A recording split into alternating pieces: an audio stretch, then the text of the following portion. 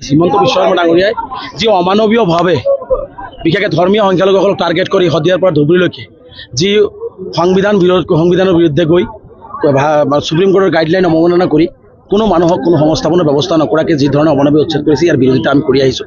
আজিও আমি ধুবুৰী জিলাত গণবিক্ষোভ কাৰ্যসূচী ইয়াৰ বিৰুদ্ধে কৰিছোঁ, কাৰণ এইটো সম্পূৰ্ণ 26ৰ নিৰ্বাচনী বৈতাৰিক পাৰ হ'বৰ কাৰণে হিমন্ত বিশ্ব শৰ্মা ডাঙৰীয়াৰ এতিয়া ভয় আছে। ৰাইজক তেওঁ কোনো উত্তৰ দিব পৰা নাই, কাম কৰা নাই। গতিকে এইবিলাক তেওঁ দূৰ কৰিবৰ কাৰণে হিমন্ত বিশ্ব শৰ্মা ডাঙৰীয়াই আচলতে সংখ্যালঘুসকলক টাৰ্গেট কৰিলে 26ৰ বৈতাৰণি পাৰ হ'ব বিচাৰিছে। আচলতে মানুহক এনেকুৱা ধৰণে নিজৰ গাদী ৰক্ষাৰ কাৰণে, মুখ্যমন্ত্ৰী হ'বৰ কাৰণে মানুহক এনেকুৱা ধৰণৰ অন্যায় কোনো ৰজাই আচলতে নকৰে, যিটো হিমন্ত বিশ্ব শৰ্মা ডাঙৰীয়াই কৰি আছে। আজি 7,000 ছাত্ৰ-ছাত্ৰী স্কুলৰ পৰা বঞ্চিত হৈছে। আজি বহু মানুহ আজি ঘৰ নাই, মুকলি আকাশৰ তলত আছে। আমাৰ কথা হৈছে যে তেওঁলোকক উচ্ছেদ বিৰোধী আমি নহয়, আমাক সদায় ভুল মেছেজ দিয়া হয়। আমাৰ মূল কথা হৈছে যে যিসকল মানুহ ভূমিহীন, গৰাখহনীয়া পীড়িত, তেওঁলোকক সংস্থাপনৰ ব্যৱস্থা কৰি চৰকাৰে উচ্ছেদ কৰক, তাত আমাৰ আপত্তি নাই। আৰু ফৰেষ্টৰ যিটো উচ্ছেদৰ কথা কৈ আছে, ফৰেষ্ট কেৱল মুছলমানসকলে উচ্ছেদ কৰি থকা নাই, ফৰেষ্টত বিভিন্ন মানুহে উচ্ছেদ কৰি আছে। কেৱল বাছি সংখ্যালঘুসকলক কিয় টাৰ্গেট কৰা হৈছে? আজি আদানীক মাটি দিবৰ কাৰণে ধুবুৰী চৌৰাবাকাৰত আজি হাজাৰ আজি ধৰ্মীয় সংখ্যালঘুসকলক, যাক খিলঞ্জীয়া বুলি কয়, তেওঁলোককো আজি তেওঁলোকে নোটিছ দি তেওঁলোকে উচ্ছেদ কৰি আছে।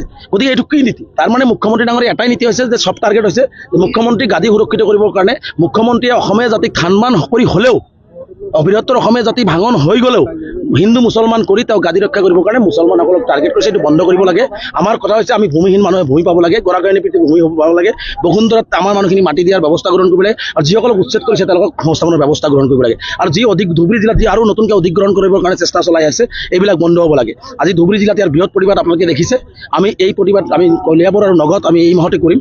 পৰৱৰ্তী পৰ্যায়ত মুখ্যমন্ত্ৰী ডাঙৰীয়া যদি সংখ্যালঘুৰ ওপৰত এই নিৰ্মম অত্যাচাৰ, গুলি চালি মানুহক হত্যা কৰা, মানুহৰ ভূমি কাঢ়ি লোৱা, মুখৰ ভাত কাঢ়ি লোৱা, স্কুল কাঢ়ি লোৱা কামবিলাক যদি হিমন্ত বিশ্ব শৰ্মা বন্ধ নকৰে, এটা দিনত সকলো ৰাইজক আহ্বান জনাই আমি ৰাজপথত উলিয়াই আনি সকলো ৰাজপথ স্তব্ধ কৰি হ'লেও আমাৰ যি সাংবিধানিক অধিকাৰ, মৌলিক অধিকাৰ, সেইখিনি আমি কাঢ়ি ল'বলৈ দাবী। আমাৰ মূল কথা হৈছে আমি এই অমানৱীয় সংবিধান বিৰোধী সুপ্ৰিম কোৰ্টৰ গাইডলাইন অৱমাননা কৰি যি উচ্ছেদ চলি আছে, এইবিলাক বন্ধ হ'ব লাগে।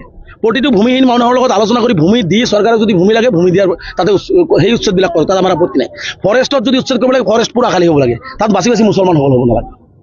আমাৰ সংখ্যালঘুসকলক যি ধৰণে টাৰ্গেট কৰি উচ্ছেদ কৰি আছে, যি ধৰণে স্কুলৰ পৰা ল'ৰা ছোৱালীক বঞ্চিত কৰি আছে, যি ধৰণে মানুহখিনিক আজি নাখাই মাৰি আছে, ত্ৰিপলৰ তলতে ৰাজপথত ৰাখি আছে, এইবিলাক বন্ধ কৰিব লাগে। আমাৰ কথা হৈছে সন্মানেৰে এইসকল ভাৰতীয় নাগৰিক, এইসকল ভাৰতৰ বাসিন্দা, অসমীয়া নাগৰিক, অসমৰ বাসিন্দা।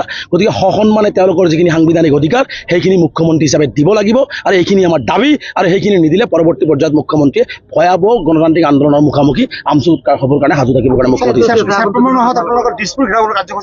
চাওক, এতিয়ালৈকে আমি এনেকুৱা লোৱা নাই। আমাৰ জনসভাবিলাক আমি এতিয়া কৰি আছোঁ, ৰাইজক আমি সজাগ কৰি আছোঁ। আমি এটা দিনত অসমৰ প্ৰত্যেকখন জিলাত আমি ৰাজপথত ওলাই আহিম আমাৰ সাংবিধানিক অধিকাৰ ৰক্ষাৰ কাৰণে, সংবিধান ৰক্ষাৰ কাৰণে, গণতন্ত্ৰ ৰক্ষাৰ কাৰণে, আৰু সংখ্যালঘুসকলৰ ওপৰত যি নিৰ্মম অত্যাচাৰ এইবোৰ বন্ধ কৰাৰ দাবীত আমি এটা দিনত ওলাই আহি সকলো ৰাজপথ স্তব্ধ কৰি দিম।